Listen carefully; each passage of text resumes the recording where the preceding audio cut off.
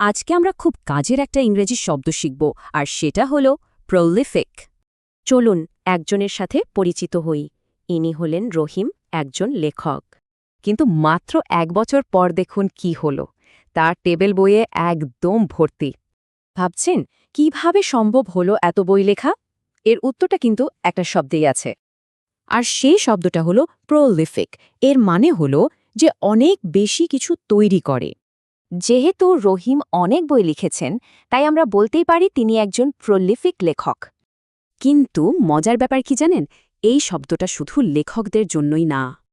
এই যেমন ধরুন, এখানে বলা হচ্ছে লেখক প্রলিফিক কারণ তিনি অনেক বই প্রকাশ করেছেন। আবার দেখুন, একজন আবিষ্কারকও প্রলিফিক হতে পারেন যদি তিনি অনেক কিছু আবিষ্কার করেন। এমনকি একটা পুরো টিমও প্রলিফিক হতে পারে যদি তারা সমানে নতুন আইডিয়া দেয়। তার মানে কাউকে প্রলিফিক বলাটা কিন্তু একটা বিরাট প্রশংসা, এটা কর্মঠ বোঝায়। আচ্ছা, এই শব্দটা সহজে মনে রাখার একটা দারুণ উপায় কিন্তু আছে। ভাবুন তো, একটা ফল ভর্তি গাছের কথা। গাছটা যেমন ফলপ্রসূ, একজন প্রলিফিক মানুষও ঠিক তেমনই। এবার একটু ভাবুন তো, আপনার চারপাশে এমন প্রলিফিক কে আছেন?